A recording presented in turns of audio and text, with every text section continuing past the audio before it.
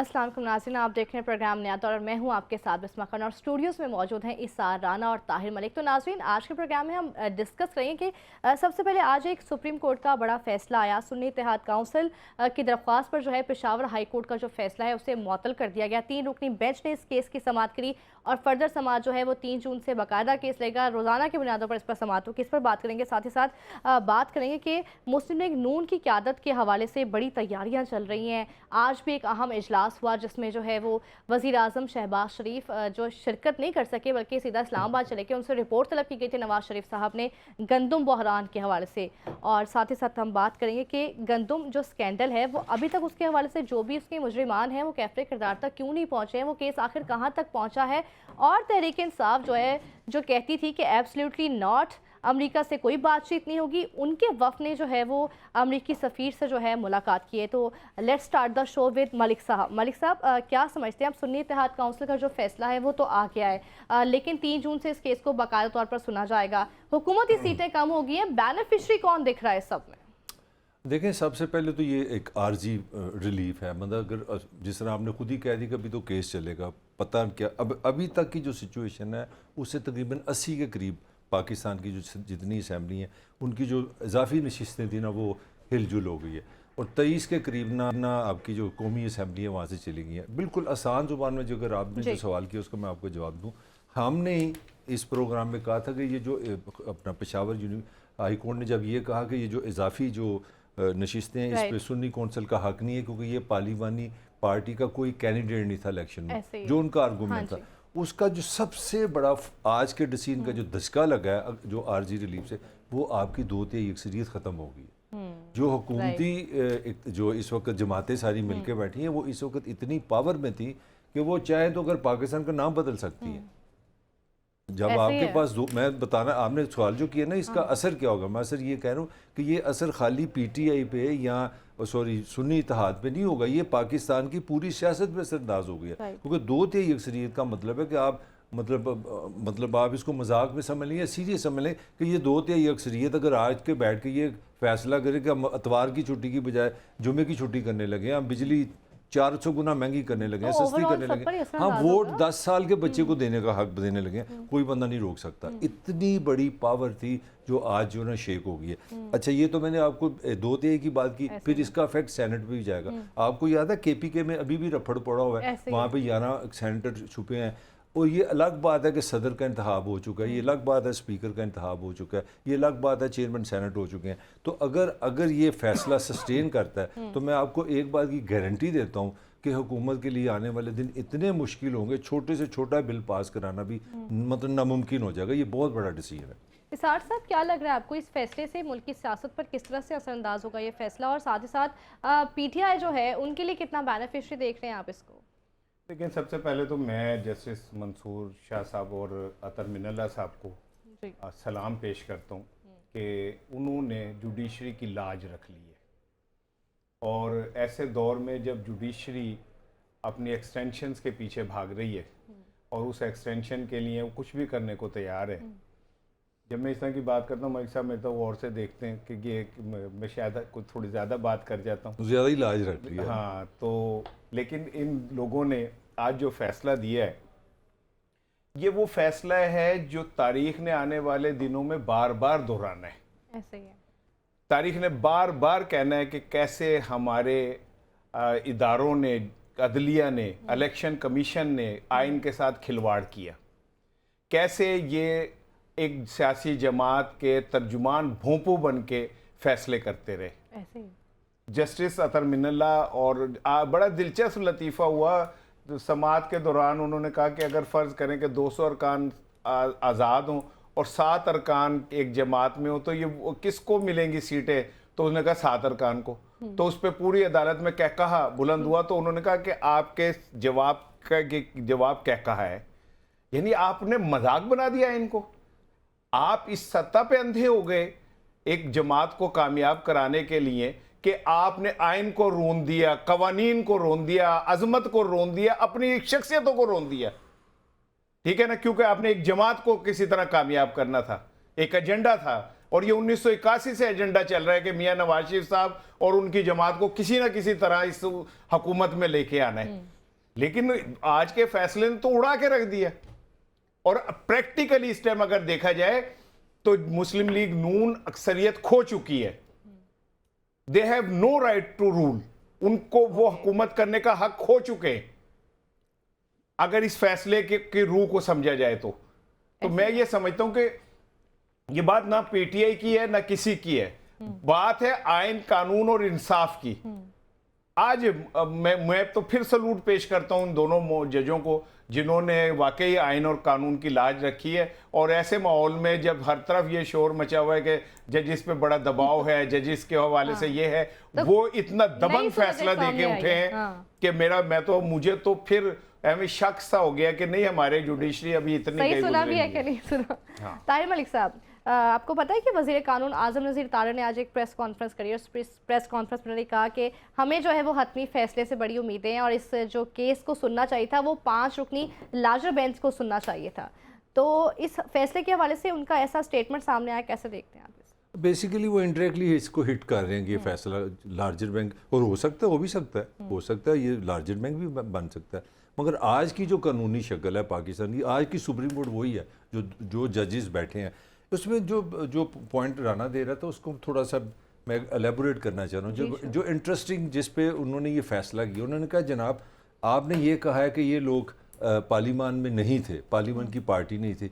ये जो सारे सुन्नी इत्तेहाद कौंसिल हैं ये कौन लोग हैं? ये आज़ाद उम्मीदवार उन्होंने तो पार्टी ज्वाइन कर ली। उन्होंने कहा अच्छा आपकी असम्बली ने इनको पार्टी भी इन्होंने ज्वाइन कर ली, इसका मतलब ये आज़ाद नहीं है। दूसरों ने सवाल ये किया कि अगर इन्होंने पार्टी ज्वाइन कर ली तो ये पार्लियामान ने, आपकी असम्बली ने, स्पीकर ने मान लिया कि ये पार्लियामानी पार्टी, उनके मान ली। उन्होंने बात तो फिर कमाल की बात है कि इनके वोट जो है ना, आप 5 MNA जिनके हैं उनको बांट।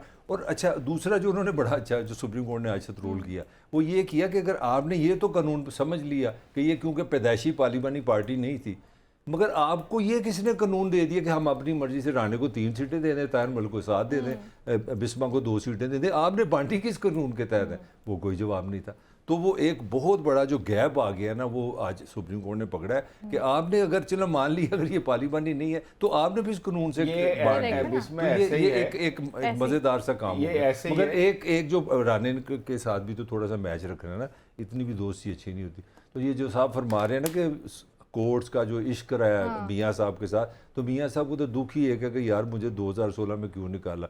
वो तो वो सुबह दोपहर शाम खाने से पहले खाने के बाद वो भी अदालतों में हमला करते थे। नहीं वो उनका हमला करना बनता है, क्योंकि जब आपको एक तरफ से हमेशा खाने को मीठा मीठा मिले और एक दफ़ा ना मिले तो आपको बहुत दुख होता है। इन्हीं अदालतों ने ऐसी ऐसी नज़ीरें कायम की मियाँ साहब को सपोर्ट करने की।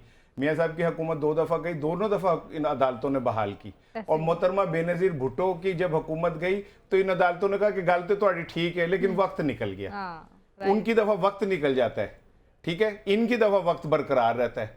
पंजाबी इस्टेब्लिशमेंट और अदलिया ने मियाँ नवाज शरीफ को जिस तरह परवान चढ़ाया, ये कोई ढकी छुपी बात नहीं है। मोहतरमा बेनज़ीर भुट्टो कौमी असम्बली का मेजोरिटी से इलेक्शन जीत गई, रातों रात पंजाब की दीवारों पे जाग पंजाबी जाग तेरी पग नू लग गया दाग, असपियत फैलाई गई और मियां नवाज शरीफ साहब अगले दिन सुबह असेंबली का इंतखाब जीत गए। तो उनका बनता है अदलिया को कहना कि यार हमारी बिल्ली हमें भी आऊं। तो इस साहब जो हतमी फैसले से उम्मीदें लगा रहे हैं, आपको लगता है कि वो मतलब फुलफिल होंगी? अब ये नून लीग ना, आप समझते नहीं है, ये मास्टर हैं चीजों को मैनिपुलेट करने का। अब यहां से फैसला आ गया ना, फटाफट उन्होंने वजीर कानून साहब ने कहा कि इसके ऊपर ना लार्जर बेंच बनना चाहिए ताकि 5-7 बंदे साढ़े बीच बैठ जाएं। वो हमारे 5-7 लोग बैठ जाएंगे तो जरा ही रोले गोले में पड़ जाएगा, फिर फैसला आ भी जाएगा तो आप इसी में रोला डंके, नहीं जी 3-2 से आया था, नहीं हमारे 2 जजों ने एक दफा किसी दौर में उन्होंने ये बात कही थी, लिहाजा अब ये फैसला 2 जजों ने ये कहा है तो ये इसका मतलब 4-7 हो गया और 5-9 हो गया। ये इनकी जमा तफरीक चलती रहती है। इन्होंने मानना नहीं कि हाँ हम ऐसा कर रहे हैं, ऐसे ही इन्होंने कभी नहीं मानना कि हाँ हम आइन के साथ खेल खेलते हैं। सिंपल सी मैं आप बताता हूं, आप फर्ज करें कि मैं इस प्रोग्राम का हिस्सा हूं और मैं 1 महीना नहीं आता, तो ये थोड़ी है कि मेरी तनख्वाह आप दोनों में बांट दी जाएगी। अगर मेरे को इतराज ठीक है ना, एतराज नहीं है। हाँ मलिक साहब को ना मुझे वो नहीं होगा ना, मलिक साहब यार मुस्लिम इखलाक लीग- भी कुछ होना चाहिए नहीं, ना, वही मैं दोस्ती कह भी रहा हूँ। होनी ऐसी चाहिए। है। मलिक साहब को इसलिए नहीं होगा कि मलिक साहब माशाल्लाह मुस्लिम लीग की माइंडसेट के बहुत करीब है। तो इन्हें क्या इखलाक विखलाक क्या होता है? इखलाक गया तेल लेने, भाई जाओ छोड़ो भाई, हमें मिल रहा है ना, यही सबसे बड़ी बात है। ठीक है ना, तो ये इस तरह नहीं होगा भाई। कहीं ना कहीं कभी ना कभी हक बोलता है, जो चुप रहेगी जुबान खंजर लहू पुकारेगा आस्ती का। ठीक है ना, तो ये बोलना ही बोलना होता है। मैं इसीलिए तो कह रहा हूं कि एक ऐसे मुश्किल दौर में जब जजेस के ऊपर 100 तरह के प्रेशर है, ठीक है, अगर कोई दो जज इतने दबंग होके बात करते हैं तो ये बहुत बड़ी बात है। और मुस्लिम लीग नून के हाथ से ना गेम निकलती जा रही है। अब उनके हाथ में से गेम बहुत बाहर चली गई है। आने वाले दिनों में अभी देखिएगा बहुत खिलवाड़ होंगे। ये जो सांझे की हंडिया है ना, ये बीच चौराहे पे फूटेगी। और ये आपको अभी अभी आपके दो एक आधे सवाल के बाद मैं बताऊंगा कि ये हंडिया कैसे फूटने वाली है। ठीक है सर साहब। ठीक है ना मलिक साहब, जैसे कि दो बड़ी सियासी जमातें कहीं ना कहीं इल्म था ये सीटें जो है ये हमारी नहीं है, तो क्या ये बेहतर नहीं था कि ये ग्रेस दिखाती, कहीं बैठती और फिर कोई इस मामले को सेटल डाउन करती, ना कि ये जो मामला है ये अदलिया प्रोसेस का हिस्सा बनता? नहीं बिस्मा, ये सारी ही तरह ना, जब आपको खान साहब का तो बड़ा वो एक किस्म का एक रोना धोना था ना कि हमें निशान नहीं मिल रहा, हम निशान के लिए भी लड़ रहे हैं। फिर आपको पता ही है सुप्रीम कोर्ट में हुआ, पेशावर से बड़ी मिठाइयाँ बांटी गई, तो उधर भी कोई होमवर्क नहीं था। जब आपको पता था कि हमारा निशान भी जा रहा है, हमारी पार्टी भी जा रही है, तो फिर आपने किसी एक और पार्टी से इहलाक की कोशिश की। हल्की सी मैं आपको खबर दे दूं, कहीं से पता चला कि नहीं भाई उस तरफ ना जाना, अच्छा। बड़े खतरनाक उसके हो सकते मुहर्रिकात हो सकते हैं। मैं हैं। इससे ज्यादा बोल नहीं सकता क्योंकि उसमें कोई अजीबो गरीब किस्म के क्वेश्चन। वादतुल मुस्लिमीन की बात कर रहे हैं, चले वो आप छोड़ देना, कर ले, खुल के बात करें ना यार। पहले आपने उधर मतलब आपका तो अपना भी तो जमात इस्लामी से पहले आपका इश्क हो गया। हालांकि जमात इस्लामी ने इतनी जबरदस्त पॉलिटिकल क्या कहना चाहिए दिलेरी दिखाई कि ये पाकिस्तान की तारीख में नहीं कभी हुआ कि मैं जीता हूं तो मैं जी मैं नहीं जीता, मैं फिर नहीं जीता, मैं सीट वापस कर दूं। मतलब आपकी अपनी भी तो कोई तैयारी नहीं ना, आज तक तो आपका पता नहीं चल सका मेरे समेत किसी को कि वो जो अपना पब्लिक अकाउंट्स कमेटी का कौन बंदा हमने लेके आना। तो आपको बहुत ज्यादा जो मार पड़ी है वो नून की इतनी इंटेलिजेंस नहीं जितनी आपकी अपनी पुअर वर्क है कि आप पार्टी बनी नहीं। फिर जो पार्टी का हेड है सबसे बड़ा रजा, वो खुद अपना कौंसिल आज़ाद उम्मीदवार किसी से लड़ा है। तो आपने इतने फ्लॉ छोड़े हुए थे। मैं ये नहीं कह रहा कि सारी ये कानून की लड़ाई है। तो खुदारा मैं तो हमेशा एक ही बात कहता हूँ कि पीटीआई ने अपनी मकबूलियत के साथ हमेशा एक चीज़ साबित की है, डिसऑर्गेनाइज मनसूबाबंदी अच्छी नहीं है और ये चीज़ों को सही रीड नहीं करते। नहीं सही चीज़ों को सही रीड नहीं करते, फिर बाद में बड़ा शोर डालते हैं, बाद में बड़ा एहतजाज करते हैं। निसार साहब, एक और बड़ा अहम मामला आज हुआ कि मुस्लिम लीग नून की क़यादत में जो है अब तैयारियां शुरू कर दी गई हैं क़यादत की मुंतकली की। आज एक बड़ा अहम इजलास हुआ जहां पर वज़ीर आज़म शहबाज शरीफ को बुलाया गया था नवाज शरीफ साहब ने कि गंदम के हवाले से जो रिपोर्ट है भाई आओ मुझे दो, लेकिन वो रिपोर्ट दिए बिना ही जो है वो इस्लामाबाद चले गए। अच्छा, नहीं वो इजलास में भी शरीक नहीं हुए और वो उससे कुछ चंद मिनटों के फासले पे ही कहीं बैठे थे। वो मैं हाले अपने घर में बैठे थे और इजलास मुस्लिम लीग नून सेक्रेटेरिएट में हो रहा था। सारे अहम रहनुमा थे, बस वो नहीं थे। नहीं, वो सारे अहम रहनुमा नहीं थे। ये वो रहनुमा थे जो मियां नवाज शरीफ साहब के इर्द गिर्द होते हैं, वो लोग थे। और उसके बाद मियां साहब के मरियम साहिबा से भी एक मुलाकात हुई, उसमें भी कुछ चीज़ें तय हुई। तो मैं तो बहुत दिनों से आपको ये बात अर्ज कर रहा हूँ कि इक़्तिदार का, हुक्मरान का कोई मामा चाचा नहीं होता।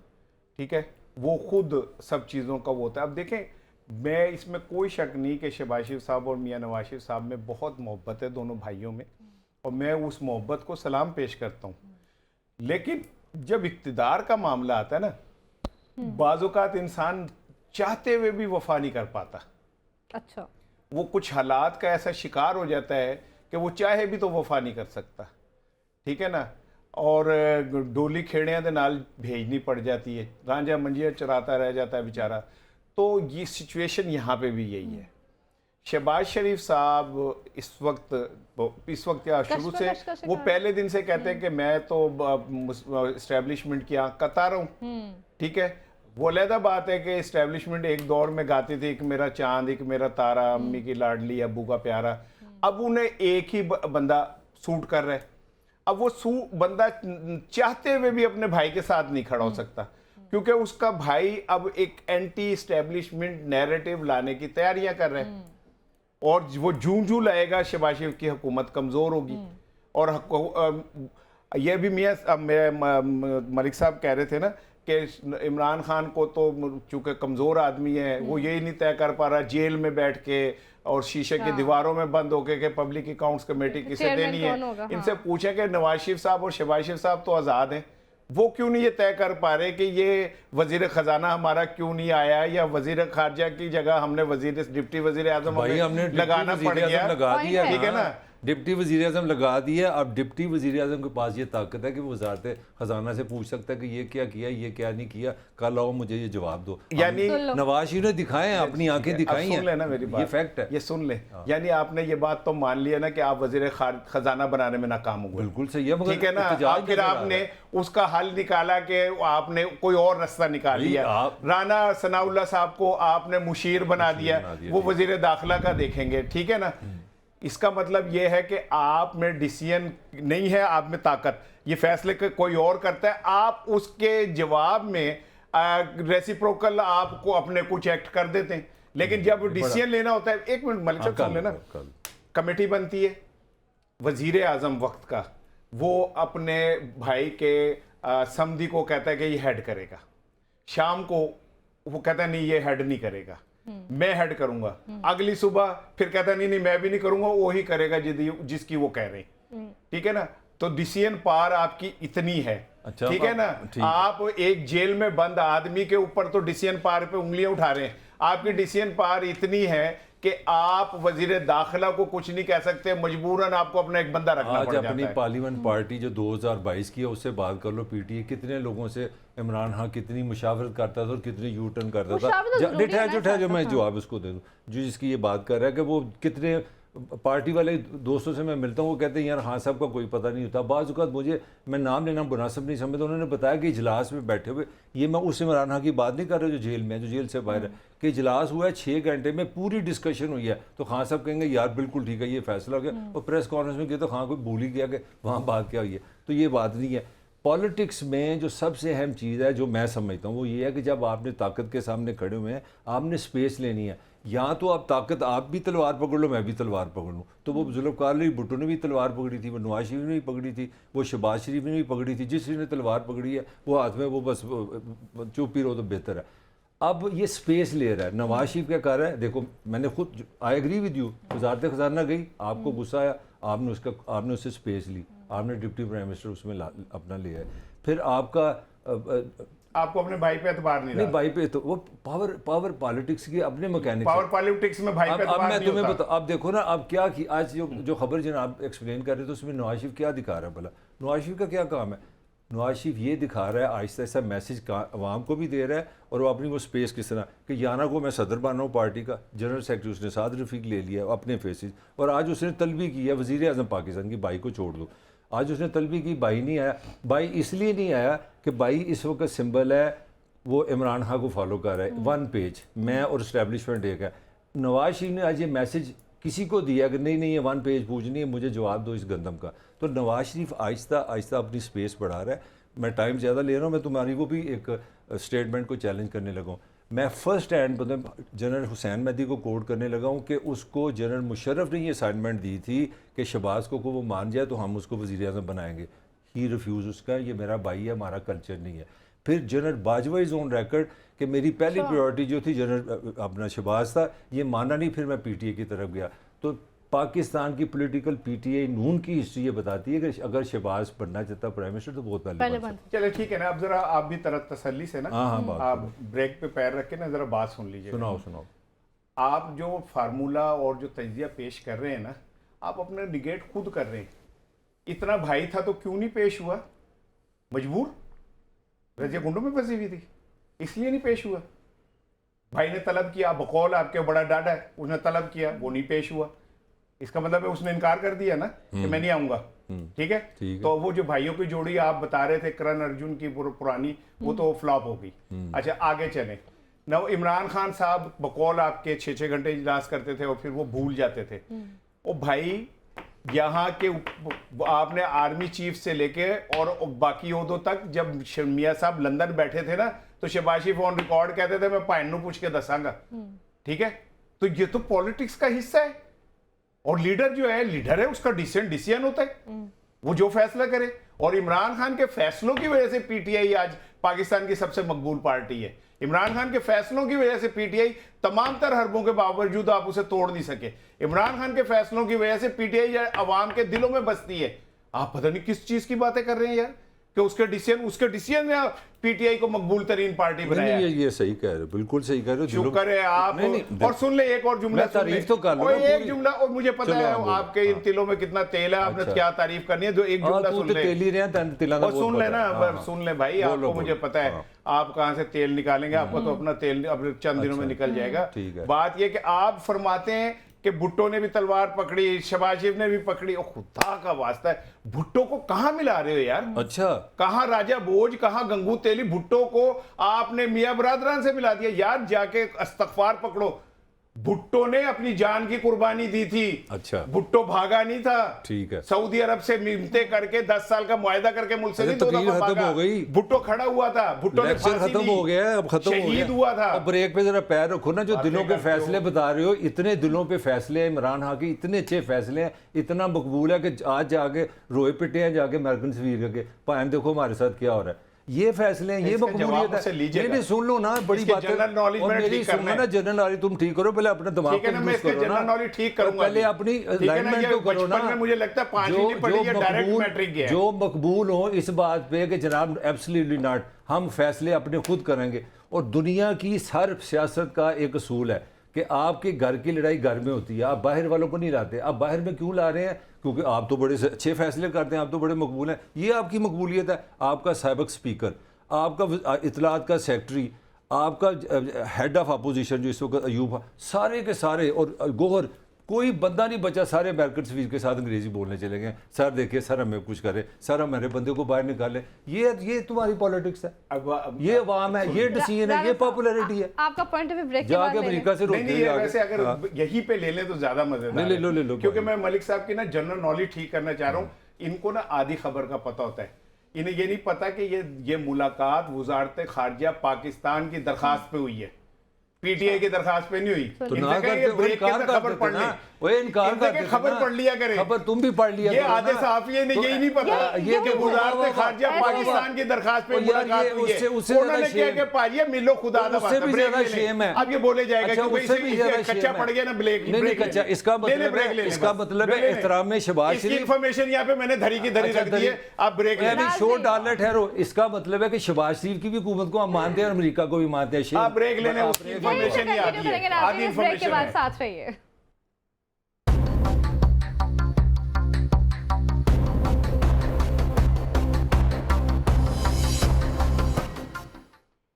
वेलकम बैक नाजरीन। ब्रेक से पहले बड़ी दिलचस्प किस्म की जो है वो डिबेट चल रही थी, वहीं से कंटिन्यू करते हैं। मलिक साहब, पीटीआई तो कहती थी बड़े शोर गौर से कि जी एब्सोल्युटली नॉट, और अमरीकी सफ़ीर से या अमेरिका से हम कोई मुज़ाकरात नहीं करेंगे, कोई बातचीत नहीं होगी, और अब जो वक्त है उनसे मिलने गया है, क्या कहेंगे आप?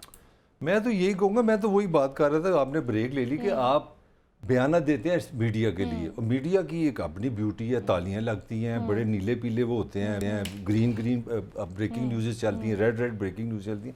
मेरा सवाल ये है कि यार आप लीडर हो, आपका क्लेम है, मैंने 24 साल, मैं पहले की बात कर रहा हूँ, 22 साल मैंने होमवर्क किया, 22 साल होमवर्क करके आके ये बात की कि जनाब मैं IMF के पास नहीं हूँ, खुदकशी कर लूँगा। की थी खुदकशी IMF के पास, फिर खुद ही मानने की यार असद उमर तूने मरवा दिया, फिर उसको डंडा दिया कि खुदा के लिए जल्दी जाओ, मुल्क को लैप्स कर जाएगा। ये एक यहाँ से चलती है। फिर दूसरा जनाब यहाँ से शुरू हो गया, अपना सऊदी अरब के खिलाफ आंखें दिखाना शुरू कर दी। फिर अब पिछले 15 दिन की बात है, मरवत को बुला के कान पकड़ा के, मैं इस्तिलाहन बात कर रहा हूँ, माफ़ी मंगवाई गई है। उसने आगे बाहर आगे कहा जब मुझे खान साहब ने ठीक ठाक सख्ती से मेरे से पेश आया कि मेरे से गलती होगी, मैंने बयान दिया, वो मैंने तो नहीं ना बात की। मतलब किया कि पहले भी आपने सऊदी अरब पे चढ़ाई की, फिर आपने हर वक्त वो जनाब वो एब्सोल्युटली नॉट, अमेरिका।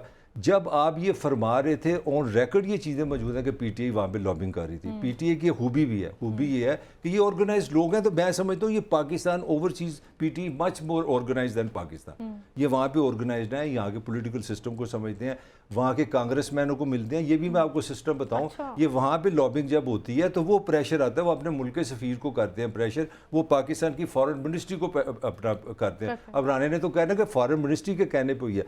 अब कितनी छोटी बात है कि कितनी बड़ी पार्टी, और फॉरेन मिनिस्ट्री ने कह दिया तो मजबूरी होगी मिलने की। वैसे एब्सोल्युटली नॉट अमेरिका। वैसे मिलने को ये राणे की जरा ग्रेस देखो कि क्योंकि फॉरेन मिनिस्ट्री ने कहा था मुलाकात करो, तो वो तो जरूरी थी ना। फॉरेन मिनिस्ट्री कौन है? शहबाज शरीफ की हुकूमत। तो अब आप शहबाज शरीफ की हुकूमत का भी ताबे हो गए, आप अमरीकी सफीर से भी मिल गए, आपने सऊदी अरब के हवाले से भी बात कर दी, फिर आप IMF में भी चले गए। तो मेरा सारा आर्गूमेंट ये है कि भाई खुदा के लिए अगर आपने सियासत करनी है, आपने पाकिस्तान चलाना है तो होमवर्क से चलाएं। पहले सोच लें क्या करना है, फिर उस पर स्टैंड ले। 12 घंटे के बाद आप फिर मफरत को कहते जाके माफ़ी मांगो को मैंने गलत बयान दिया। तो आप बाकी अब राना से पूछें। राणा साहब देखिए, बात यह है कि मलिक साहब, मैं PTI वालों से बात करूंगा कि तुम्हें सियासत नहीं आती, आप मलिक साहब से ट्यूशन लिया करें, ठीक है ना। इनकी अपनी गाड़ी खराब हो जाए तो सड़क पे खड़े होकर मिसकाले मार रहे होते हैं, तो इनसे ज़रा ट्यूशन ले लिया करें कि मुल्क कैसे चलाना है, सियासत कैसे चलानी। वो जमात जो पाकिस्तान की सबसे बड़ी पार्टी और दुनिया की 8वीं बड़ी पॉलिटिकल पार्टी है ना, वो इससे ट्यूशन लिया करें। अच्छा, दूसरी चीज़, अब आप आ जाएं, मैं IMF से शुरू करता हूँ। अच्छा, कि IMF इमरान खान ने कहा था नहीं जाऊंगा, तो उसने तो फिर बाद में IMF को इनकार कर दिया था। उसका कहना नहीं माना था, पेट्रोल की कीमतें नीचे कर दी थी, उसने तो जूती के नोक पे रखा था IMF को, ठीक है ना। असद उमर को वापस आना पड़ा वाशिंगटन से, इसलिए कि असद उमर जो उनकी तजावीज़ थी उनको नहीं मान रहा था। उन्होंने उसे कहा कि जी ये हम इसको ये कबूल नहीं, जिसपे असद उमर को वापस बुलाया गया। अब आ जाए सऊदी अरब की तरफ। सऊदी अरब हमारा बड़ा भाई है, दोस्त, ठीक है। दोस्त वोस्त क्या, दोस्त वो छोड़े, ये बातें ही हैं दोस्त वोस्त। इस मुल्क में अभी आ रहे हैं, मेरी बात सुन ले। हाँ ठीक है, आ रहे हैं। शायद मुझे ये कहना नहीं चाहिए कि इस मुल्क के अंदर 2 मुमालिक की प्रॉक्सी जंग ने जितना पाकिस्तान को नुकसान पहुंचाया ना, 2 गैर मुमालिक जो हमारे बरादर मुल्क थे, और यहाँ पे उन्होंने प्रॉक्सी जंग कराई, और जिस तरह कत्लो गारत हुई, बस छोड़ दें, ये सब बोलते कुछ ना फोल। यहाँ पे हम एक मुनाफिक मुआशरे का हिस्सा हैं, जहाँ पे सच बोलना गुनाह होता है, ठीक है ना। आप इंसानों का खून पी जाएं, इंसानों का आप जनाब अली उनको निचोड़ के रख दें, ठीक है। हर तरह का हराम खाएं, रिश्वत खुले आम खाएं, कौमी खजाने को लूटें। अगर एक लीडर कहना हाँ मैं पीता हूं थोड़ी सी, तो उसके खिलाफ आप खड़े हो जाएंगे, क्योंकि आप मुनाफिक मुआशरे का हिस्सा हैं। आप सच सुनने की हिम्मत नहीं रखते। यहाँ पे पाकिस्तान में कोई सच सुनने की हिम्मत नहीं रखता कि हाँ सऊदी अरब हमारे मामलात में मुदाखलत करता है। कैसे ले गए नवाज शरीफ साहब को वो यहाँ से, कैसे ले गए? वो कौन है ले जाने वाले? ले गए थे ना मुआहदा करा के, क्यों ले गए थे? हमारे मामलात में कैसे? लेकिन हम गरीब हैं, भिखारी हैं, मांगते हैं ना, तो मलक जैसे कहते हैं जिनको मांगने उसके सामने तो ना बोलो ना। इसकी नजर में बहुत बड़ा गुनाह किया मरवत ने। वो कहते हैं हमारे इनसे पर्सनल ताल्लुकात नहीं है। वो पर्सनल रखें, फिर पर्सनल जाके लिडो खेलें, पर्सनल ताल्लुकात। मैं तो कौमों के साथ बात कर रहा हूं। मरवत ने जो कहा तो ठीक था, टाइमिंग भी ठीक थी, और कहने के बाद अगर उसे कहा नहीं कहना था तो कहलवा दिया जो कहलवाना, वो भी ठीक था। ये पॉलिटिकल मूव होती है, वो भी ठीक था। हाँ ये पॉलिटिकल मूव होती है, ये मूव होती है। अच्छा, इसी तरह पॉलिटिकल मूव की जाती है कि एक बात कहलवा दी और उसके बाद कहा कि जी और ये वो यूं हुआ। ये इतनी बड़ी बातें कर रहे हैं ना। इसहाक डार साहब ने नवाज शरीफ साहब के खिलाफ ऑन ओथ वो 164 का बयान दिया था कि हाँ मैं इनके नाम पे मनी लॉन्ड्रिंग करता रहूं, तो वो गलत था। दिया था वो छोड़ दो, फिर तुमने ज्यादा ना ऐसे ना मिसालें ना दिया, अपनी तरफ से ना हो। साहब ने गलत किया था, गलत किया था भाई। मेरी बात पूरी होने दो। मैं आपकी बात बड़ी मुश्किल से बर्दाश्त करता हूँ, पूरी सुनता हूँ। मेरे लिए भी बड़ा मुश्किल है। दूसरी बात ये कि फिर सुन ले, अमेरिका की जहां तक बात है, भुट्टो शहीद की फांसी में अमेरिका बराह रास्त शरीक था, ठीक है। लेकिन फिर पीपल्स पार्टी ने पॉलिटिकली अमेरिका के साथ ताल्लुकात अच्छे बनाए। मोहतरमा बेनजीर भुट्टो ने ताल्लुकात अच्छे बनाए। किसको नहीं पता था कि अमेरिका ने भुट्टो को फांसी दिलवाई थी? बीबी शहीद ने की है अमेरिका से मामला तय। भाई वो एक हकीकत है। अगर कोई शख्स ये कहता है एक तगड़े आदमी को कि एब्सोल्युटली नॉट, भाई मैं तुम्हारी ये बात नहीं मानूंगा, इसका मतलब ये नहीं कि तेरी मेरी बोलचाल बंद हो गई। भाई जो तू गलत कहेगा नहीं मानूंगा, बाकी तुमसे ताल्लुकात रखने मैंने, तुम एक हकीकत हो, तो अमेरिका एक हकीकत है। और फिर दूसरी बात ये कि ये मुलाकात जो हुई है, इसका कंटेंट पढ़े कि क्या हुई है, किस चीज पे बात हुई है। पाकिस्तान के मसाइल के ऊपर गुफ्तगू हुई है, पाकिस्तान के जो मुआशरती इश्यूज है उन पे गुफ्तगू हुई है। इट्स एक कंस्ट्रक्टिव गुफ्तगू हुई। और पाकिस्तान पीटीआई पाकिस्तान की एक सबसे बड़ी पॉलिटिकल पार्टी है, वो इनसे बात नहीं करेंगे तो किससे करेंगे? इससे पूछे फिर क्यों IMF इमरान खान से मिला था कि जी आप बताएं, गारंटी दें कि हम जो मुआहदा होगा उस पर अमल होगा कि नहीं? भाई वो एक हकीकत है, उसको मानना पड़ेगा। भाई अगर हकीकत है तो फिर टीवी में आके एब्सोल्युटली नॉट कह के अपना रेटिंग ना लो, रंगबाजी ना करो।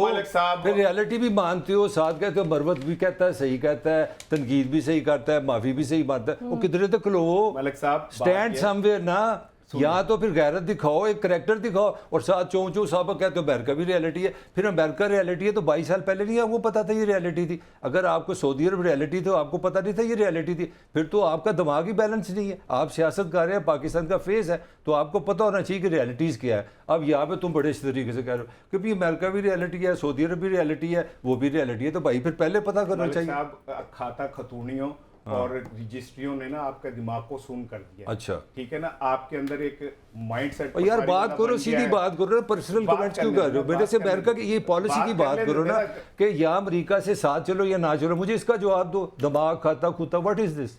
बस मैं करूं बात? करो ज्यादा बात टॉपिक पे बात कर गए आप, हैं टॉपिक पे बात करो ना। नहीं लगता फील कर गए ज्यादा। नहीं मैं जो ठीक है, और मुझे खुशी हुई है कि आप मेरे साथ जिंदा आप फील करते हैं। फील में ये समझ रहा था बिल्कुल ही बेवकूफ हो, तुम्हें बर्दाश्त करना बड़ा मुश्किल है यार। सुन ले, देखिए मैं बार बार जो बात बता रहा हूं जो इन्हें समझ नहीं आ रही, वो ये है कि अमेरिका एक दुनिया की सुपर पावर है। ठीक है, हम उससे ताल्लुकात खत्म नहीं कर सकते, लेकिन अगर कोई वो गलत बात कहता है तो हम उसे एब्सोल्युटली नॉट क्यों नहीं कह सकते? अब पाकिस्तान के अभी प्रोपेगेंडा हुआ कि पाकिस्तान ने 2 अड्डे जो है ना अमेरिका को दे दिए। हमने कैटेगोरिकली कहा कि नहीं दिए भाई, नहीं देंगे हम। पाकिस्तान के वजारत खारजा के तर्जुमान की वजाहत है, उनका हमने नहीं दिए, ठीक है, और नहीं देंगे। इसका मतलब उन्होंने मांगे, हमने इनकार कर दिया, तो अब इसका मतलब अमेरिका से सिफारती ताल्लुकात भी खत्म कर दे। भाई जो गलत बात कहेंगे नहीं मानेंगे हम, सही बात कहेंगे तो मानेंगे। तो यही दुनिया में जिंदा रहने का तरीका है ना। एब्सोल्युटली नॉट का उसने कहा जी हमें अड्डे दे दो, इमरान खान ने कहा नहीं दूंगा। ये एब्सोल्युटली नॉट का इंटरव्यू आप क्लिप सुने, जब वो उसने सवाल किया सहाफी ने कि जी अगर अमेरिका आपसे ये कहे तो उसने इमरान ने कहा एब्सोल्युटली नॉट, कि ये वाली बात नहीं मानूंगा। तो इसका मतलब ये थोड़ी कि मैं उनके साथ ताल्लुकात ही खत्म कर दूंगा। पता नहीं कहा देसी घी खा के दिमाग सुन हुए इनके, इन्हें समझ ही नहीं आ रही बात। ताहिर मलिक साहब, अगर इसी बात को हम कंटिन्यू करें कि जैसे कि पीटीआई में हम देखते हैं उस तरह से संजीदगी नहीं पाई जाती, कुछ गैर संजीदगी सी कन्फ्यूजन का शिकार है पीटीआई। अब आप इस केस को ही देख लीजिए, जैसे कि पहले नाम आया था चेयरमैन पीएससी के लिए शेर अफजल मरवत का, फिर नाम आया हामिद रज़ा का, फिर नाम आया हामिद खान साहब का, फिर नाम दोबारा से शेर अफजल मरवत का है, और अब जो है शेख वकास अकरम उनका नाम सामने आ गया। तो पीटीआई में इतनी कन्फ्यूजन आखिर क्यों है? वही तो मैं बात कर रहा हूँ कि जो अपना राना फिर वो कमेंट्स इसके अजीबो गरीब होते हैं। मुझे तो आज तक ये नहीं पता चला, पहले दिन आप खत लेके चले कि आप अमेरिका में हमला हो गया कि अमेरिका ने जनाब मेरी हुकूमत ख़त्म किया। फिर आपसे पूछा गया कि जनाब अगर अमेरिका ने ख़त्म किया है तो जब आप प्राइम मिनिस्टर थे, तो जब आपको लेटर आया था you should take the action. आप पाकिस्तान के चीफ एग्जीक्यूटिव थे, आपको तल्लुकात ख़त्म कर देने चाहिए। नहीं वो वहाँ पे ना इस्लामाबाद में कॉन्फ्रेंस हो रही थी ना, एक इस्लामी कॉन्फ्रेंस हो रही थी, तो मैं इसलिए चुप रहा। ठीक है, हमने कहा जी अच्छी बात है, आपने को बात की। फिर आपको एकदम याद आ गई, ये तो जनरल बाजवा साहब थे। फिर अमेरिका बिल्कुल साफ हो गया। फिर जनरल बाजवा से भी थोड़ा सा तहमटास हुई, फिर 2 लफ्ज़ आ गए, मीर जाफ़र आ गया, मीर सादक आ गया। ये ऑन रिकॉर्ड बता रहा है जनरल बाजवा कि जब मैंने पूछा कि यार तुम मुझे क्यों छेड़ते हो, तो कहता मैं तो आपको नहीं छेड़ता, मैं तो मीर जाफ़र मीर सादक को किसी और को कहता हूँ, आपको नहीं कहता। फिर चलो आपने वो भी मान लिया, चलो सही है। फिर एक दिन सबसे बड़ी बात हुई, सबसे बड़ा इंकशाफ हुआ इस दुनिया का सबसे बड़ा, कि मेरी हुकूमत में असल जो गिराने वाला बंदा मोहसिन नकवी था। हूँ दसो कितने जाइए, अमरीका जाइए, जनरल बाजवा ते जाइए, मीर जाफर ते जाइए, मीर सादक ते जाइए, कि मोहसिन नकवी पे जाइए। अब शुक्र है लास्ट में किसी और का नाम आए। तो ये जो मैं बार बार आपसे बात कह रहा हूँ ना, देखिए पॉलिटिक्स डेफिनेटली मीडिया वर्क होता है, पॉलिटिक्स में एग्जैजुरेशन होती है, पूरी दुनिया करती है, मगर कुछ चीज़ें आपकी बेसिस होती है। मतलब आपको एज ए लीडर पता होना चाहिए कि फॉरेन रिलेशन में हमने किस एरिया में नहीं जाना, किस पे नहीं जाना। हम यहाँ बैठे होते हैं, ये भी बड़े बातें कर रहे हैं, इसको भी पता है, आई नो माई लिमिट्स, तुम्हें भी पता है, उसको भी पता है, हमें पता है इस प्रोग्राम में हमने कहाँ लिमिट तक जाना है। जर्नलिज्म की मैं बात कर रहा हूँ कि हम कहाँ तक इख्तलाफ कर सकते हैं। तो यार जब आपने 22 सालों को आपने पॉलिटिक्स किया है, होमवर्क किया है, आप पॉपुलर हैं, तो आपकी फाउंडेशन नज़र नहीं आ रही। आप मुझे बता दो, ये 2 साल में आपको पता लगा, एक मुझे जिम्मेदार बता सकते हैं कि इमरान खान की हुकूमत किसने ख़त्म की? इमरान खान को कोड कर लो, 5 तो मैंने आपको बता दी। ऐसे ही है। राणा साहब, आपको क्या लगता है पीटीआई बार बार यू टर्न की सियासत या अपने नैरेटिव्स क्यों बदलती रहती है, या किसी एक फैसले पे मुत्तफिक क्यों नहीं होती? आखिर क्यों इतने इबहम, इतनी कंफ्यूजन्स क्यों क्रिएट रहती है हमेशा? क्या ये क़यादत की लैक ऑफ क़यादत है कि पीटीआई के जो बानी है वो अंदर है, इस वजह से ये सब होता है? जवाब देना चाह रहा हूँ मैं, ज़रा समझना चाह रहा हूँ कि आप किस बुनियाद बात को समझें कि ये यू टर्न हुआ। ज़रा मुझे वो बताएं कि किस बात को आप समझते हैं कि ये यू टर्न हुआ, ताकि मैं उसका जवाब दे दूं। देखिए ना, जितनी भी बातें अक्सर जो हैं इमरान खान साहब करते हैं, और साथ ही साथ अभी ये जो शेख वकास अकरम वाला किस्सा, इसी को डिस्कस कर लीजिए। पहले उन्होंने एक नाम दिया, फिर एक नाम दिया। हाँ ठीक है, बिल्कुल ठीक है। अब मैं आपको एक बात बता रहा हूँ, सियासी जमातें ना एक बहते दरिया की तरह होती हैं। जो जमातें रुक जाती हैं ना, खड़ा पानी बदबू देने लगता है, जैसे मुस्लिम लीग नून देने लग गई, ठीक है, क्योंकि इनके अंदर फौरी फैसलों की नहीं है सलाहियत।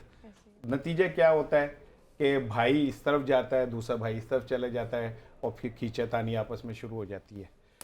ये जो शेख वकास असलम वाला मामला है ना, वकास अकरम वाला और मरवत वाला, इसमें सबसे बड़ी बारीक बात यह है कि हमें कोई चीज़ इमरान खान के मुंह से सुनने को नहीं मिली है, ठीक है। जो लोग वहां से आते हैं वो आके कोई बयान देते हैं ना, उसकी तरदीद इमरान कर सकता है ना तस्दीक कर सकता है, ठीक है। वो कहते हैं हमने जा गए थे, हम इमरान ने ये कहा, वो आके वो कह देते हैं। दूसरा कहता है हमें ये कहा।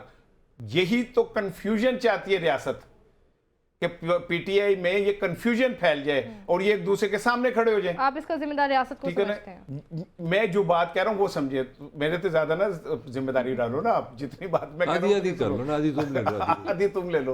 वो जो कह रहे हैं मलिक को भी शामिल करो बीच में। तो बात ये पढ़े जाइए, सारे पढ़े जाइए, सारे पढ़े। देखा, हमारी खूबसूरती है कि हम जितना मर्जी लड़े, जब पकड़े जाएंगे इकट्ठे पकड़े जाएंगे। कोई ऐसी बात नहीं। तो ये जो बात है ना, ये तो खुद एक कामयाबी है जिनके साथ पीटीआई की लड़ाई है, कि वो इनके अंदर एक निफाक पैदा करें और एक तासुर दें कि इकट्ठे नहीं है, और वो कामयाब है इस बात में। लेकिन फैसला आखिर में वही होगा जो इमरान खान चाहेगा।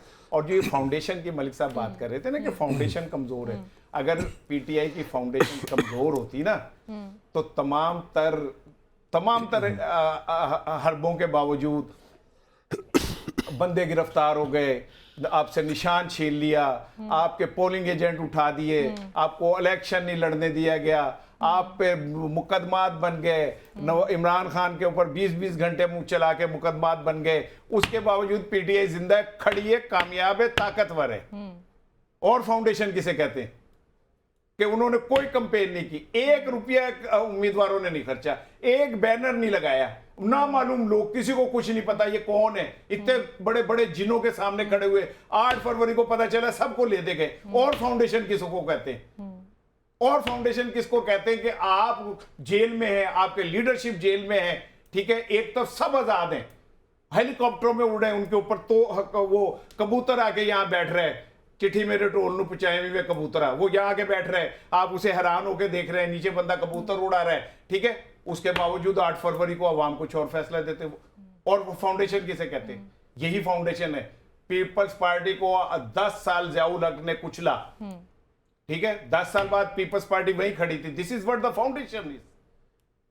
सियासी जमातियों के नजरियात फाउंडेशन होते, और जिनके कोई नजरिए नहीं होते, अभी आए, इधर चले गए, सऊदी अरब ले गया, कभी उधर चला गया, तो उनकी फाउंडेशन फिर ऐसी होती है जैसे ये फाउंडेशन हुई भी है ना, फाउंड्री ही होती है फिर, ठीक है ना। और फाउंड्रियों में क्या क्या होता है, माजी का किस्से अभी सुनाऊंगा आपको मैं। आप इत्तेफाक करेंगे? हाँ बिल्कुल इत्तेफाक करता हूँ कि आपने पाकिस्तान में रियासत मदीना बनानी थी, ईरान गए, आपने कहा ये बहुत अच्छा सिस्टम है, फिर आप चाइना में गए, फिर आपने कहा कि सोशलिज्म को भी मैं समझता हूँ, आपको रशिया का भी सिस्टम बड़ा अच्छा लगता था, फिर आपको जब किसी ने यूरोप का पूछा, कैपिटलिज्म का पूछा, डेमोक्रेसी, आपने कहा मैं तो राही लंदन में हूँ। तो आपकी तो ये तो ब्यूटी है ना। तो ये फाउंडेशन की अपना हक है अपना रहने का, जो मर्जी के। मेरा अपना ख्याल है कि पॉलिटिकल जो पॉपुलैरिटी है that is something different and decision making is something different. जब आप रियासत चलाते हो, हुकूमत चलाते हो, तो दैट इज़ समथिंग डिफरेंट। मेरी अपनी जितनी भी अकल है मैं उसके मुताबिक समझता हूँ कि इमरान खान इस वक्त पाकिस्तान का पॉपुलर पॉलिटिकल लीडर है, और मेरी अपनी राय में अगर फेयर इलेक्शन हो तो वो इलेक्शन भी ले जाएगा, ये मेरी राय है, मेरा राइट है एज ए सिटीजन। मगर हैविंग सेड दैट, मैं फिर वही कह रहा हूँ कि ये एक एस्पेक्ट है। आप किसी के बस अगर आप किसी को यहाँ पे हायर करते हो हम लोग देखते हैं कि यार आपकी उर्दू अच्छी है, आपका तलफ़्फ़ुज़ अच्छा है, फिर हम देखते हैं ये दोनों चीज़ें बहुत अच्छी हैं, मगर यार आपकी तो बैकग्राउंड ही नहीं है, आपको तो सेंस ऑफ हिस्ट्री नहीं है, आप जर्नलिज्म में क्वेश्चन ही नहीं कर सकते। ये भी आप में आ गई, आप में एक हमने छोटा सा फॉल्ट पकड़ लिया, आपको तो आई कॉन्टैक्ट ठीक नहीं है। मैं ये कहना चाह रहा हूँ कि जब आप टॉप पे जाके रियासत को लीड करते हैं तो पॉपुलैरिटी उसमें एक बहुत बड़ा फैक्टर है ना, ही इज़ हैविंग दैट, मगर डिसीजन मेकिंग नहीं है, ऑर्गेनाइजेशन नहीं है। 3.5 साल आप सारी स्टडी कर लें, 5 सेक्रेटरी बदले हैं, अपना सेक्रेटरी फाइनेंस, 5 मिनिस्टर बदले हैं, वो बंदा जिसका क्लेम था कि मैंने 22 साल पाकिस्तान की फाइनेंस पे काम किया, मैं पूरा एक निज़ाम लेके आ रहा हूँ, 5 सेक्रेटरी फाइनेंस की मैं बात कर रहा हूँ, 3.5 साल में बदले हैं। तो ये तैयारी है अब। डिसीजन मेकिंग जो है वो नाज़रीन बहुत ज़रूरी है किसी भी मामले में। गंदम बहरान अपनी जगह वहीं पे वही है, उस पर क्या फर्दर जो है तहकीकात हुई हैं, क्या पेशरफ्त हुई है, इस पर बात करेंगे इस ब्रेक के बाद। साथ रहिए।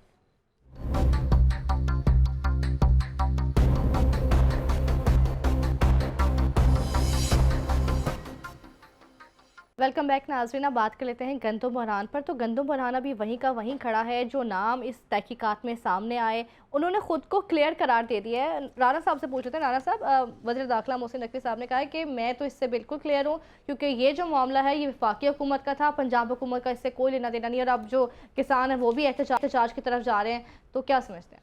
अच्छा देखिए, जो मोहसिन नकवी साहब कह रहे हैं ना कि पंजाब का इससे कोई ताल्लुक नहीं है, इसमें एक बड़ी बारीक बात है। बारीक बात यह है कि पंजाब से बहुत ज़्यादा गंदम बहरान पे आवाज़ें उठ रही हैं और उसमें मोहसिन नकवी साहब को शामिल करने की कोशिश की जा रही है। अब ये क्यों हो रहा है, इसकी एक बारीक, मलिक साहब ज़रा तवज्जो सुनिए प्लीज़ कि अब से कुछ दिन पहले आपने पंजाब की सीनियर मिनिस्टर मरियम औरंगज़ेब साहिबा के हवाले से एक स्कैंडल सुना था कि जी वो कोई इश्तारी एजेंसी थी और पैसे और यूं और यूं और यूं, और वो स्कैंडल ब्रेक हुआ मोहसिन नकवी साहब के चैनल और अखबार पे।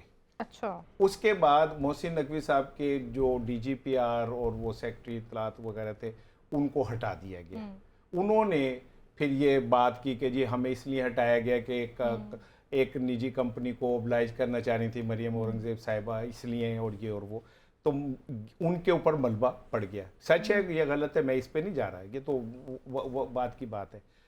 अब मरियम साहिबा हैं सीनियर मिनिस्टर पंजाब की, ऐसे ही है। ठीक है, तो डेफिनेटली जब ये गंदम का बहरान हुआ तो मोहसिन नकवी साहब को भी बीच में शामिल किया गया ताकि वो वाला हिसाब किसी तरह बरकरार वो किया जा सके। तो अब ये समझ लें कि विफाक और पंजाब आमने सामने खड़े ऐसे ही है। और खेचातानी ये है, आज मोहसिन नकवी साहब ने क्लियरली ये कह दिया तो किसान ही रहा है वो नहीं, वो तो ठीक है। मोहसिन नकवी साहब ने जो आज का उनका जुमला है उसे पंजाबी में कहते हैं कि भाई मतलब अपनी हद में रहें, मेरी तरफ आप ना उठाए ना मुझे कुछ कह सकते हैं। ये है बेसिकली आज उनकी प्रेस कॉन्फ्रेंस की असल बात। अच्छा, ठीक। मलिक साहब, क्या लगता है आपको कि जैसे किसान अब परेशान हैं, एहतजाज की कॉल दे रहे हैं, अगर जो है किसानों के हकूक़ नहीं दिए जाएंगे, उनकी बात नहीं मानी जाएगी, गंदम नहीं खरीदी जाएगी, तो आगे कपास की फसल है, दीगर फसलें, वो कैसे काश्त करेंगे? देखिए, मैं फर्स्ट हैंड आपको बता रहा हूँ, जब हम ये किसान लोग हमें एज ए जर्नलिस्ट मिलते हैं तो वो जो अब पता नहीं, वो मैं कोई राने से बहस नहीं कर रहा, वो अलग बातें हैं, हुकूमत में ज़िम्मेदार कौन है, पंजाब है, ये वो, मैं अफेक्ट की बात करने लगूँ। यकीन करें मेजॉरिटी कह रही है कि वो गालियाँ निकालते हैं अपने को, हमने गंदम पैदा ही नहीं करी। सही बात है। वो कहते हैं कि ठीक है जी इस बार हमें पैसे नहीं ना देने तो अगले साल आप रोटी खा के दिखा। मतलब यार, मतलब देखें ना, एक मेरा ख्याल सारी दुनिया में है, मेरी तो अकल यही कहती है, पाकिस्तान के लोगों का जो खाने की जो सारी बुनियाद है ना, पानी के साथ जो दूसरी चीज़ है वो गंदम है। तो आप जब गंदम पैदा करने वाली, वो आपकी माँ है, जिस तरह मुझे मेरी माँ ने पाला है, इसी तरह किसान मुझे पाल रहा है गंदम बना के। तो आप उसके साथ ये कर देंगे, मैं अब आपको जो इस वक्त इंफॉर्मेशन जो क्राइसिस है वो भी मैं बाद में, ये चीज़ें तकरीबन मालूमात आनी शुरू हो गई हैं कि वफाकी हुकूमत की कैबिनेट ने अभी फैसला नहीं किया था कि गंदम खरीदनी है तो शिप आगे हुए थे। ये ऐसा राज है, अल्लाह को पता हो। अब ये भी 2 दिन बाद नहीं, पहले ही आ गए थे, बाद में हुआ है। अब नई एक और डेवलपमेंट हो रही है कि जब वो चली गई है निगरान हुकूमत उसके बाद भी गंदम काकर आई साहब के पिछले दिनों हुई थी नहीं जी होटल में गुफ्तगू, इस पे फॉर्म 47 का जिक्र, वो- हर बंदा ही अपना पल्ला अच्छा झाड़ा है उनकी इससे। खूबसूरती देखें काकड़ साहब की। मुझे बहुत अच्छी बात लगी कि मैं आपसे पूछूं कि आज दिन क्या है तो मैं आपको बताऊं कि आपके बड़े भाई का क्या नाम है। बस आपसे सवाल किया ये जा रहा है कि आप पाकिस्तान के वज़ीर आज़म थे, आपको सही इन्फॉर्मेशन मिली, गलत मिली, फैसला आपने किया, आप हमें गंदम के बारे में जवाब दें। तो उन्होंने जवाब 47 का दे दिया। अच्छा जब उनसे बात करते हैं 47 वाले से, वो कहते हैं जी पंजाब हुकूमत है, पंजाब हुकूमत से आज वो मोहसिन नकवी साहब ने कहते हैं मेरा कोई ताल्लुक नहीं। तो भाई ऐसी कितने जाइए, हम बांग्लादेश जाएँ, हम स्वीडन की हुकूमत से पूछें क्राइसिस क्या है। क्राइसिस ये अब जो इब्तदाई खबरें आ रही हैं कि 200 अरब के करीब गंदम आई है निगरान के ज़माने में। अब ये लड़ाई अपनी जगह रहेगी कि पंजाब ने मंगवाई है कि साइड बहरहाल जिम्मेदार प्राइम मिनिस्टर है, ये लॉजिकल मैं बात करूँ। और तकरीबन 80 अरब के करीब कहते हैं ये। अब पता नहीं, ये इन्वेस्टिगेशन हमें बताएगी कि ये जो फरवरी के बाद गंदम आई है क्या उसका जिम्मेदारी शहबाज शरीफ हुकूमत पे है कि वो पहले का फैसला हुआ है। लास्ट नॉट द लीस्ट, जो असल चीज़ मैं हमेशा इस शो में कहता हूँ, पाकिस्तान का सबसे बड़ा जो क्राइसिस है वो क्राइसिस है कि हमारे हुक्मरान, हमारी हुकूमतें न्यूट्रल साफ सुथरी इन्वेस्टिगेशन करा कर ही नहीं नहीं सकते। सकती। मैं किस तरह आपको किसी पे इल्ज़ाम लगा दूँ, मुझे पहले इन्फॉर्मेशन तो बिल्कुल दो। ऐसे ही है। इसार साहब जाते जाते, क्योंकि प्रोग्राम का वक्त काफ़ी कम रह गया है, तो पीटीवी का एक इशू आज चल रहा है, काफ़ी खबरों में गर्म रहा कि पीटीवी के जो हालात हैं वो काफ़ी ख़राब होते जा रहे हैं। अच्छा देखिए, बस एक जुमला मैं वो कहूँगा कि वो जो इसने कहा ना कि किसान हमारी माँ होते हैं, तो मुझे बड़ा दुख हुआ। मलिक साहब ने भी देखी होगी कि एक तस्वीर अखबारात में छपी जिसमें एहतजाज करने वाले किसानों को ना कान पकड़वाए हुए। ऐसी ये बड़ी दुख वाली बात है, शर्म की बात है। कभी असातिज़ा के कान पकड़वा देते, कभी आप इनके पकड़वा देते। अलमिया है ना। उस वक्त से डरे कि जब कौम आपके कान पकड़ लेगी। ऐसे है। अब ये जो पीटीवी वाला इशू है, देखे ना कितने दुख वाली बात है मलिक साहब, जी जी। कि आप पीटीवी देखें ना देखें, आपके बिल में से पीटीवी के पैसे निकल जाते, ठीक है हाँ, ना, सारा कट गए थे। ये जो 24 करोड़ लोगों के नाम से इकट्ठे हुए पैसे वो कहाँ हैं, जो हमें आज पीटीवी को सूद के ऊपर तनख्वाहें देनी पड़ी पाकिस्तान की हिस्ट्री में पहली दफा। कौन हिसाब देगा इस बात का कि वो पैसे जो खुद ब खुद डिडक्ट हो जाते हैं वो एक बैंक में जाते हैं, ठीक है। जब आप उस बैंक में रख के डिले कर देते हैं तो उस बैंक के डिले के एवज जो पैसे ऊपर आते हैं, क्या कहते हैं उसे, इंटरेस्ट Interest rate। वो कौन लेता है, वो कहाँ गया, किसने खाया वो इंटरेस्ट, ठीक है ना, और क्यों डिले हुई, वो पैसे जो बैंक में ऑटोमेटिकली चले जाते हैं वो कैसे होगा। और फिर एक और सुन लें, पीटीवी ने अभी कुछ अर्सा पहले फ्लेक्स पीटीवी के नाम से शुरू किया। उसमें मलिक साहब क्या किया, हमारे बचपन की यादें हैं ना, वो समुंदर ड्रामा और वो चौधरी हशमत, अगर हमारा दिल कर रहा है तो हम वो फ्लेक्स पे जाएंगे और हम उसमें से वो तलाश करेंगे और वो देख लेंगे। अच्छा पुराना अपनी खजाना, पूरा खजाना पीटीवी ने इकट्ठा करने का काम शुरू किया, डिजिटलाइज। उससे पीटीवी को रेवेन्यू आना शुरू हो गया, बहुत बड़ी रकम। अचानक इन्होंने वो बंद कर दिया। किनके कहने पे किया, किनके फायदे पे किया, ये बात अब मैं कल करूंगा, क्योंकि आप मुझे इशारे से करिए प्रोग्राम का वक्त खत्म हो गया। लेकिन ये मिस्ट्री है कि किसको फायदा पहुंचाया गया और क्यों पहुंचाया ये गया। कल करना हमने डिस्कस जरूरी है। कल नाज़रीन यहीं से कंटिन्यू करेंगे। आज के लिए इतना ही, अल्लाह हाफ़िज़।